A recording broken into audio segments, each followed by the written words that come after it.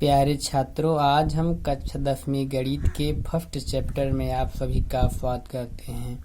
हम आज आपके लिए उदाहरण नंबर 1 लेके आए हैं जो बोल रहा है कि 4052 और 12576 का HCF यूक्लिड एल्गोरिथम का प्रयोग करके ज्ञात कीजिए। यहाँ पर दी हुई संख्या 4052 और 12576 है, जहाँ पर 12576 बड़ा है 4052 से। तो हम लोग 12576 में 4052 का भाग देंगे तो यह लगभग 3 बार भाग जाएगा। तो फिर 3 दूना 6, 3 फते 3 पचे 15 की 5, 3 शून्य 0, 1, 3 चौ 12, 12156। फिर बचेगा 6 में 6 गया, 0, 7 में 5 गया, 2, 5 में 1 गया, 4, 420। यहाँ पर शेषफल 0 नहीं है। यूक्लिड विभाजन एल्गोरिथम से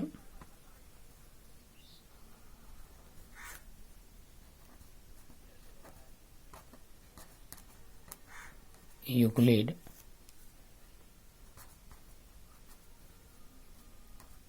विभाजन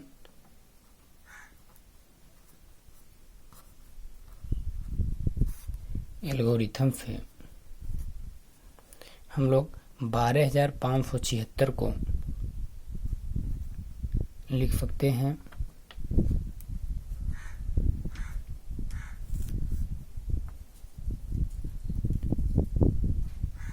4052 गुणे 3 धन 420।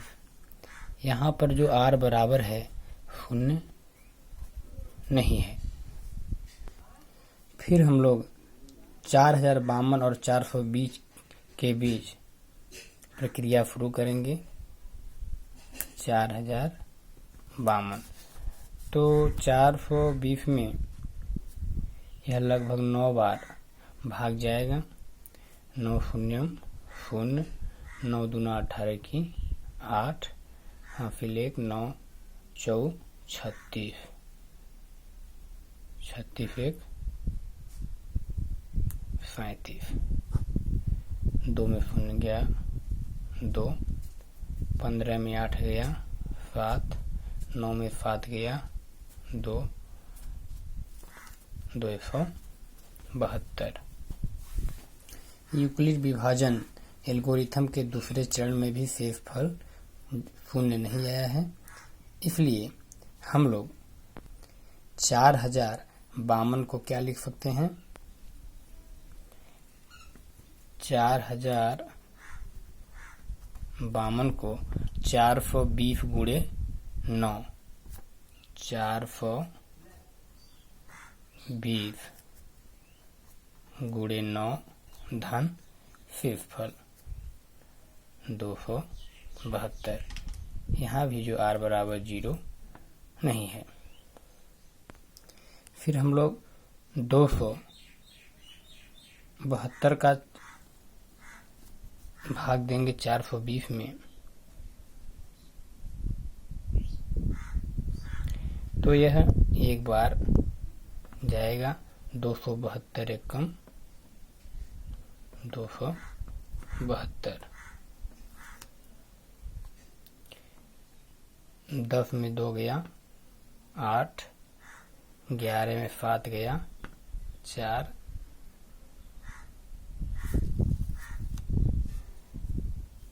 3 में 2 गया, 1, अभी भी शेष फल शून्य नहीं आया है, इसलिए हम लोग 420 को क्या लिख सकते हैं, 420 को लिख सकते हैं 272 गुणे 1 धन 148, जहाँ शेष फल 0 नहीं है। फिर हम लोग 148 और 272 के बीच प्रक्रिया शुरू करेंगे। तो यह 148 से कम 148 एक बार जाएगा, तो 12 में 8 गया 4, 6 में 4 गया 2, 2 में 1 गया 1, 148 अभी भी शेष फल शून्य नहीं आया है। हम लोग 272 को लिख सकते हैं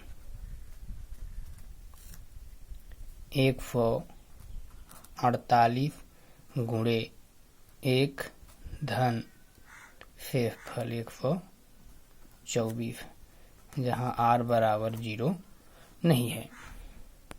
इसके बाद 124 और 148 के बीच प्रक्रिया शुरू करेंगे।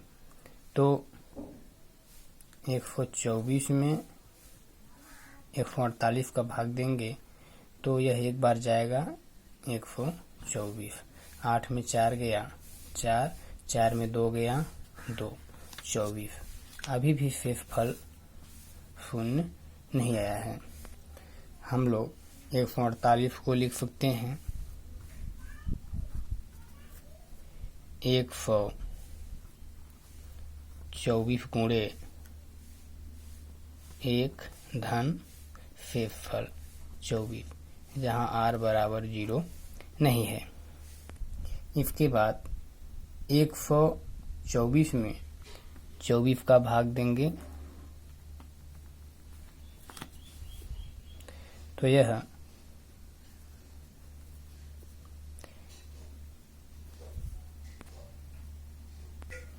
5 बार भाग जाएगा।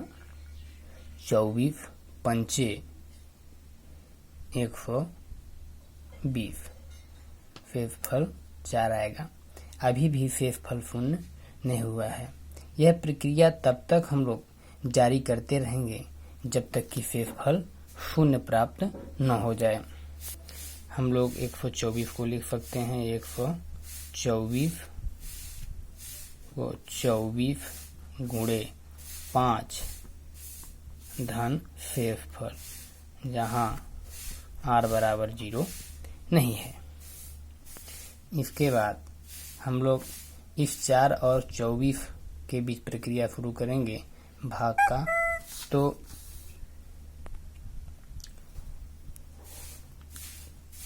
4 में 24 में 4 का भाग देंगे तो 4 छंग 24, शेष फल शून्य प्राप्त हो गया है। अब यहीं पर यह प्रक्रिया समाप्त हो जाएगी। इस स्थिति में भाजक 4 है, इसलिए 4052 और 12576 का HCF अर्थात महत्तम समापवर्तक 4 होगा। हम लोग 24 को लिखेंगे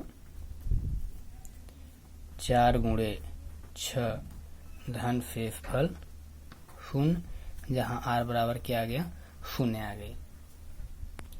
चूंकि शेष फल r बराबर शून्य प्राप्त हो गया है, इसलिए यह प्रक्रिया यहीं पर समाप्त हो जाती है। चूंकि इस स्थिति में जो भाजक है वो 4 है, इसलिए 4052 और 12576 का जो HCF होगा वह क्या होगा, 4 होगा। हम लोग परीक्षा में इस तरह से भाग रफ कार्य में करेंगे और हम लोग यहाँ से प्रारंभ करेंगे। पहले ये लाइन लिखेंगे, इसके बाद यूक्लिड विभाजन एल्गोरिथम से फिर ये क्रिया हम लोग लिख देंगे। नीचे एक लाइन लिख देंगे, यहाँ शेष फल शून्य प्राप्त हो गया है, इसलिए प्रक्रिया यहाँ समाप्त हो जाती है। क्योंकि इस स्थिति में भाजक 4 है, इसलिए 4052 और 12576 का HCF 4 होगा। धन्यवाद। अगर यह वीडियो आपको समझ आया होगा तो इस वीडियो को अवश्य लाइक करें, सब्सक्राइब करें। धन्यवाद।